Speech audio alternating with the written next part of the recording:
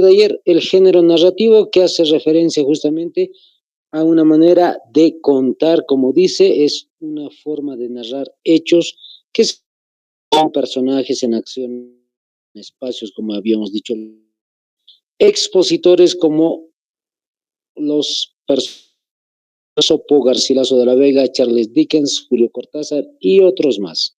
El caso del género dramático, hemos mencionado, es todo tipo de texto, pero para ser representado ante un público.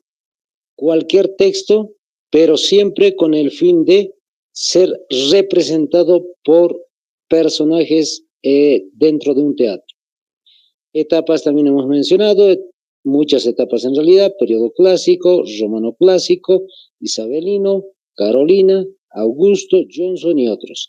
El género lírico es principalmente escribir en verso, poemas. Entonces, en el caso de el género lírico, hemos mencionado algunas reglas para desarrollar justamente este tipo de escritura, que van a ser poemas, versos, estrofas métricas, cadencias, ritmo y otros detallitos más. Los exponentes más importantes de esta área: Sófocles, Esquilo, Pablo Neruda y otros más. En el caso del género poético, hemos mencionado justamente que es el estudio de las artes, también es componer textos, pero en verso, y en este caso autores que hablan sobre su propia obra. Puede ser también las mismas características del poema lírico que habíamos visto: verso, estrofa, métrica y otros. Exponentes más importantes: Víctor Hugo, William Shakespeare, Pedro Calderón, Lope de Vega, etc. Y hemos quedado el día de ayer entonces en el género didáctico. El género didáctico, ahora sí continuamos, dice que es la enseñanza o la divulgación de ideas de forma artística con un lenguaje elaborado y técnico. Es decir, es una manera de ya empezar a desarrollar una especie de escritura propia, del cual vamos a hablar más adelante también. Y dentro de su formato está el ensayo, la enseñanza general, está el diálogo y el tratado. ¿Qué es el ensayo? Va a ir tomando nota como siempre, compañero. El ensayo es la defensa personal del autor sobre un tema.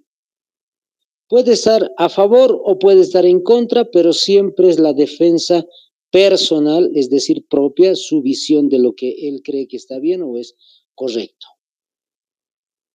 No es necesario un aparato crítico, es decir, técnico, con palabras técnicas elaboradas. Tal vez usted quiere hablar de la economía en Bolivia, entonces escribe sobre el tema de la economía, qué le parece, por qué está la subida de precios, etcétera. Todo ese detallito de cosas usted lo expone en un ensayo y nada más. No es necesario que sepa economía, no es necesario que sepa palabras técnicas especializadas sobre economía, a eso nos referimos con un ensayo. Segundo, enseñanza general. En el caso de la enseñanza general, hace referencia a tratar de relacionar los temas con la cultura en la cual se está viviendo. Es decir, pueden ser en algún momento discursos un poco más elaborados que el ensayo, pueden ser incluso una especie de conferencias, se puede decir, una especie de seminarios, para que me entienda, o pueden ser una especie de temario, es decir, temas, lecciones de un tema en específico, de un tema en particular. Como le digo nuevamente el ejemplo, la economía, pero tratando de enseñar o aprender qué es la economía específicamente. Un poquito más elaborado, no es necesario tampoco saber economía, pero sí un poquito más elaborado que el ensayo, como le vuelvo a repetir. Vamos con el tercero, el diálogo. En el caso del diálogo, ya es la exposición de las ideas del autor. E interesantemente, este tipo de textos son como una especie de novela, una especie de teatro, si quiere, pero lo interesante es que dentro del texto debaten los personajes. Es decir, si queremos hablar de la economía, por ejemplo, le vuelvo a repetir, pues inventamos un personaje que podemos mencionar, qué sé yo, puede ser Carlos, Carlos X, no sé. Otro personaje, Juan.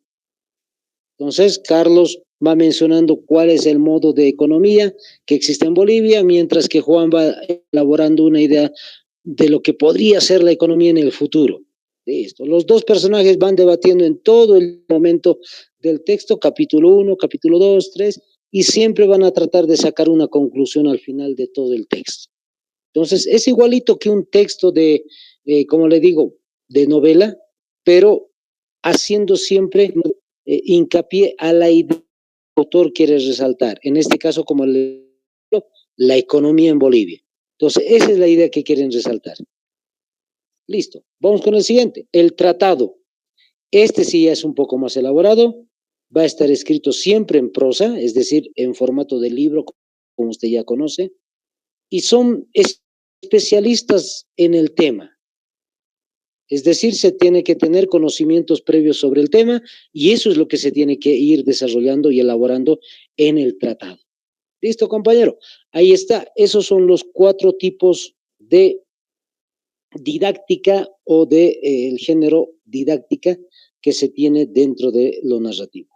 Los exponentes no son tan conocidos como otros autores, son personajes que han desarrollado, les vuelvo a repetir, temas en específico. Por ejemplo, el caso de los personajes que está viendo a su derecha. Raúl Santiago, Susana Trabaldo, Mercedes Camijo, Álvaro Fernández han desarrollado un tema sobre lo que va a ser lo pedagógico. El textito que ellos tienen se llama Nuevas Realidades en el Aula. Entonces no son tan conocidos, no los leemos en realidad en colegio. Otro ejemplito que le doy es el de Enrique Bono. Su texto es Aprobar o Aprender. También es un texto educativo o de pedagogía. O el caso de Enrique Ruelas, que está en el centro casi de los autores, Condiciones para la construcción dramática. Es una obra teatral. Es decir, ahí menciona cómo es que se va a desarrollar un teatro, por ejemplo. Todo lo que tenga que ver con los personajes, todo lo que tenga que ver con el vestuario, todo lo que tenga que ver con el arreglo incluso del teatro, etcétera. ¿Cómo es que se puede construir de verdad una obra teatral? Listo. Son esos tipos de temas y estos tipos de autores los que van a dar importancia a esta didáctica en género literario. Listo, compañero, eso es lo que nos faltaba el día de ayer mencionar. Habíamos quedado en ese punto. Vamos a ver ahora otro tema también.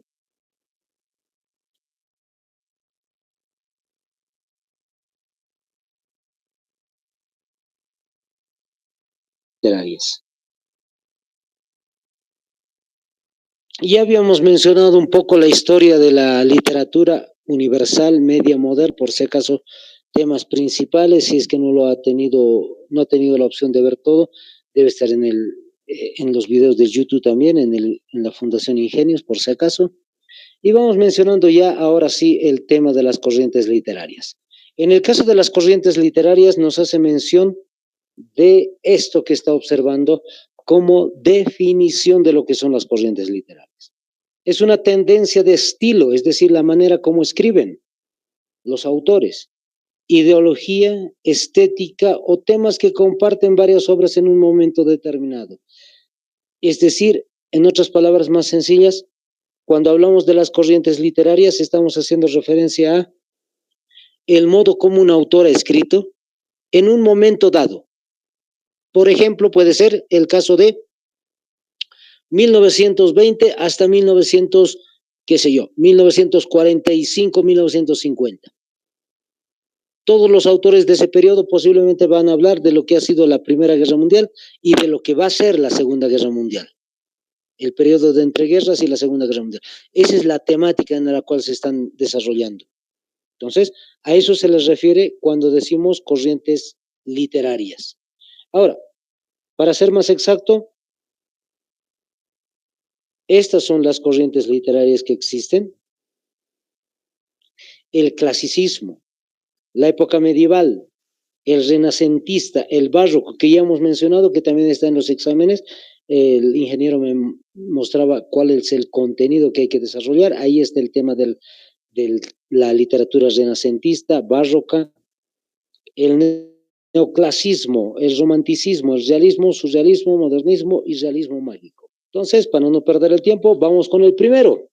Usted va tomando apuntes y yo les voy explicando el tema. El clasismo o el clasicismo, como se dice, a partir del siglo V antes de Cristo hasta el V después de Cristo, ¿qué es lo que va a buscar? Anótese la perfección física, la armonía, eso es lo que busca. La finalidad del clasicismo entonces es la perfección física, principalmente es eso. Es decir, todas las obras que se escriben en ese periodo siempre están haciendo referencia a la armonía, siempre están haciendo referencia a la perfección física. Las obras más importantes en ese periodo son, anótese, de Grecia y de Roma. Son dos países, dos culturas, mejor dicho, que han ido desarrollando en la antigüedad lo que va a ser el tipo de literatura volcada justamente a la armonía.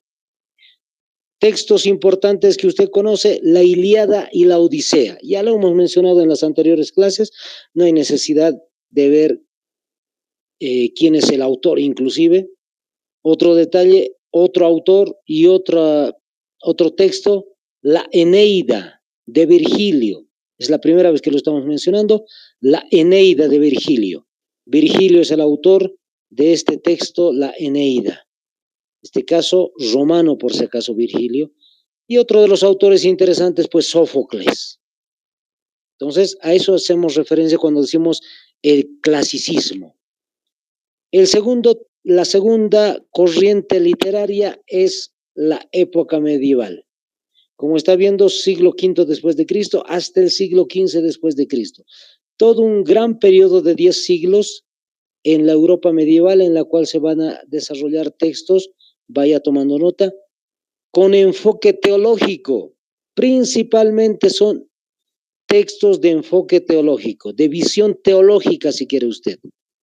Pero ¿de qué más va a hablar estos textos? De poemas épicos. Incluso, aparte de los poemas épicos, habla del amor cortés. Es otro de las temáticas, entonces, el amor cortés. Personajes importantes, por ejemplo, va a ser Don Juan Manuel, escritor de esa época, que ha escrito un textito llamado El Conde Lucanor, casi no conocido, muy curioso. Le vuelvo a repetir, el personaje, el autor se llama Don Juan Manuel y el texto se llama El Conde Lucanor. Entonces, ese es uno de los autores menos conocidos, curiosamente, tampoco su obra es tan conocida, pero sí en el ámbito de lo medieval. Otro texto que sí es más conocido, pero lamentablemente no tiene autor, es decir, es anónimo, El Cantar de Miosip. Incluso se ha hecho una película sobre eso hace varios años, en los 90 o en los 80 se ha hecho una película sobre eso. El Cantar de Miosip. El Cid vencedor, dicen otros, ¿no? Cantar de Miosip. Y finalmente otro textito que también lamentablemente es anónimo, El Cantar de los Nibelungos. Creo que se hizo incluso una película sobre eso. El Cantar de los Nibelungos. Listo. Esas son las obras más resaltantes del periodo medieval, le vuelvo a repetir, con enfoque o visión teológica principalmente en esa etapa. Vamos con el tercero, el renacentista. Ya hemos hablado mucho del Renacimiento, de los autores, pero vamos a volver a repetir. Fíjese, siglo XV hasta el siglo XVI se desarrolla los temas, va a ir tomando nota, del amor, la naturaleza, el mito. Esos son los temas principales, el amor, la naturaleza, el mito. Autores súper conocidos en el Renacimiento van a ser el personaje que escribe Don Quijote de la Mancha. Estamos hablando de Miguel de Cervantes. Miguel de Cervantes es el autor español súper conocido que ya hemos mencionado, escribió el Quijote entre el año 1605 a 1615, dos partes del Quijote. Otro personaje importante, William Shakespeare. Shakespeare, del cual ya hemos hablado el día de ayer también, si no me equivoco, antes de ayer, si mal no me estoy equivocando. Hemos hablado de este personaje que ha escrito obras como Macbeth, Hamlet, Romeo y Julieta y otros más. Otro autor importante del Renacimiento, Dante Alighieri. Dante Alighieri. Escritor de uno de los textos famosos también, la Divina Comedia. Esos son los textos entonces más sobresalientes de ese momento, en este caso de Dante Alighieri, la Divina Comedia. Listo, ahí está. Eso está haciendo referencia entonces en el caso del Renacimiento. El Barroco, siglo XVII, cerquita de lo que va a ser el tema de la Ilustración, en términos históricos está el caso del Barroco, que también ya hemos explicado. El tema principal va a ser el amor. Nuevamente, igual que en el caso del Renacimiento, hablan del tema del amor, pero en este caso no solamente de eso, sino tal vez volcado desde un trasfondo negativo, el amor como algo negativo, el desengaño, la muerte, la mentira, que son otros temas del Barroco. Le vuelvo a repetir, la mentira, la muerte y el desengaño.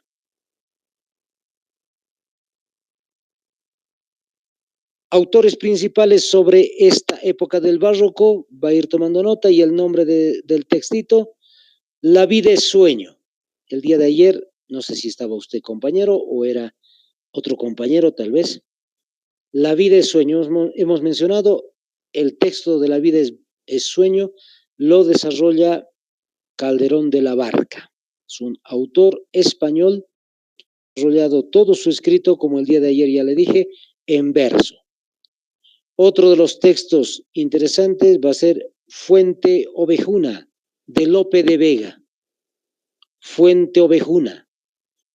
Texto Fuente Ovejuna, de Lope de Vega. Otro de los autores súper conocidos en la época del Barroco.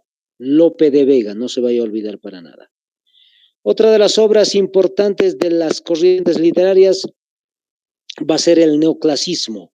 Siglo XVIII, en plena Ilustración entonces se desarrolla el neoclasismo, y el tema principal que va a perseguir este neoclasismo es la perfección de la cual ya hemos hablado,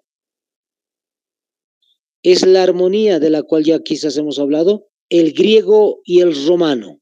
Es decir, cuando decimos neoclasismo estamos diciendo recuperar justamente aquello que ya se había dado antes. En las épocas de los griegos, la Ilíada, la Odisea, la Eneida de Virgilio que hemos dicho, están volviendo a ser temas centrales, no para repetir las obras, le vuelvo a repetir, sino su contenido principal. ¿Qué temas van a llevar a cabo? Otra vez, la armonía, la belleza, el orden y la razón. Estos se incluyen así. Neoclasismo, entonces, no se olvide, armonía, belleza, orden y razón. Son temas principales del neoclasismo. Uno de los autores importantes en este periodo va a ser Fray Benito Jerónimo. Le vuelvo a repetir, Fray Benito Jerónimo. Escribe un texto interesante, Cartas eruditas y curiosas. Ese es el texto, ese es el título del texto, Cartas eruditas y curiosas, de Fray Benito Jerónimo, uno de los autores principales del neoclasismo. Y así pasamos al otro periodo, que va a ser el romanticismo. Ya se sobreentiende un poquito cuando decimos romanticismo, pero hay que especificar algunos detalles interesantes del romanticismo. Tema principal, anótese, las leyendas. Es decir, no solamente va a ser el romanticismo en el sentido de todas las novelas van a versar en cuestiones del amor, todo eso, ¿no? No, son leyendas los que se van a desarrollar, los mitos, las tradiciones y los poemas. Le vuelvo a repetir, ¿qué tipo de obras se desarrollan? Leyendas, mitos, tradiciones y poemas. Entonces, cuando estamos haciendo alusión al romanticismo, no estamos hablando solamente de el amor, del engaño, de lo trágico, etcétera. Estamos hablando del romanticismo en el sentido de que aquello que se había perdido dentro de lo que es las culturas europeas, pues se lo trata de recuperar. Por eso hablan de las leyendas, de los mitos, de las tradiciones. Texto súper conocido, Los Miserables, de Víctor Hugo. El autor principal, uno de los autores más conocidos del romanticismo, anótese, Víctor Hugo. El título de su obra, Los Miserables. Ahora, hay otro texto que me parece sumamente interesante, se lo ha llevado a la pantalla gigante, es el caso de la autora Mary Shelley. No es conocida para nada la autora, sí, le vuelvo a repetir, Mary Shelley. Mary Shelley. ¿Qué es lo que ha escrito? Esta obra o esta que se va a volver una película, Frankenstein, muy conocido, dice Frankenstein. Notables personajes entonces del romanticismo. Así pasamos al otro periodo que va a ser el realismo. El año es 1870, estamos entrando al siglo XIX con el caso del realismo 1870. Principalmente, lo que van a destacar, lo que se va a explotar en el realismo es las novelas, es decir, el género narrativo expresado de mejor modo y principalmente esto, compañero, quieren resaltar las emociones. Le vuelvo a repetir, quieren resaltar las emociones. Ese es el punto clave entonces de lo que va a ser el realismo. Hacer que el lector sienta lo que se está viviendo en la lectura, sienta los sentimientos incluso que están elaborados para cada uno de los personajes. Eso es el realismo. Autores principales son León Tolstoy, no sé si alguna vez lo he escuchado, ruso, conocidísimo, León Tolstoy. ¿Qué es lo que ha escrito? Algo muy conocido también en su obra, La Guerra y la Paz, o Guerra y Paz. León Tolstoy, le vuelvo a repetir, es el autor, León Tolstoy, La Guerra y Paz. Otro personaje súper conocidísimo, Dostoyevsky. Fyodor Dostoyevsky. Es un ruso también, le vuelvo a repetir el nombrecito, es un poco complicado, pero ahí está. Fyodor, así se llama el personaje, Fyodor Dostoyevsky. Tal como se escucha, con una Y por ahí, una K al final, una Y también al final, Dostoyevsky. Entonces, ¿qué es lo que ha escrito este último autor? Crimen y Castigo, obra muy conocidísima por si acaso, Crimen y Castigo.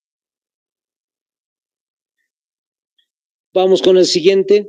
Fíjese la imagen, es muy, muy interesante la imagen, que le va a hacer entender lo que es el surrealismo. Cada imagen que le voy poniendo, compañero, tiene que ver con lo que estamos explicando. El surrealismo de 1924 lo que nos quiere mostrar es temas como lo irracional del sueño.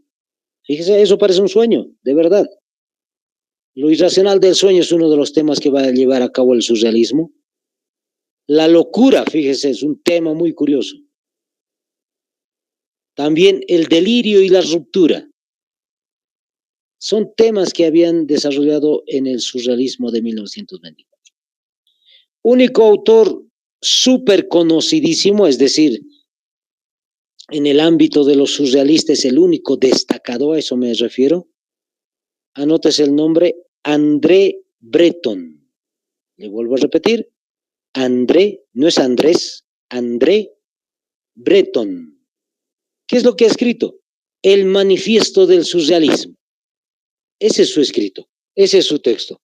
El surrealismo, perdón, el manifiesto del surrealismo.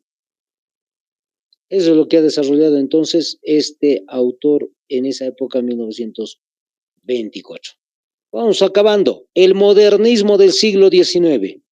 Cuando hablamos del modernismo, estamos hablando de principalmente un regreso, por decir así de alguna forma, al clasicismo y al barroco.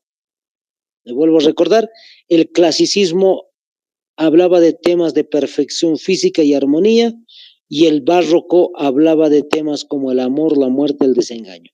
Son dos enfoques muy curiosos, es decir, está entre lo positivo y lo negativo, si quiere usted. Ese es el modernismo, una pelea entre lo positivo y negativo, y el autor, por ejemplo, va a ser Rubén Darío, sí, también conocido por si acaso, Rubén Darío. Este autor, Rubén Darío, ¿qué es lo que ha escrito? Un textito muy fácil de recordar. Azul, nada más. Ese es el textito que se escribe por Rubén Darío, Azul. Y vamos con el último. Fíjese la imagen, solamente fíjese la imagen. El realismo mágico del siglo XX, perdón. Este personaje que está observando, posiblemente, la imagen es de Gabriel García Márquez. Es decir, el realismo mágico lo que ha desarrollado es el tema de la relación con la fantasía, el realismo cotidiano. Le vuelvo a repetir, el tema es el realismo, perdón, la relación con la fantasía y el realismo cotidiano. Entonces, Gabriel García Márquez es el autor principal de este realismo mágico y fíjese, está tratando de mostrar la realidad como nosotros la vivimos, lo más posible la realidad, pero contada con tal imaginación que de alguna forma nosotros vamos imaginando cosas incluso fantasiosas, pero interesantes, no salidas de la realidad por completo. Sería que lo lea los textitos de Gabriel García Márquez para que me entienda la importancia de este personaje. Gabriel García Márquez, anótese uno de sus obras más conocidas, 100 años de soledad.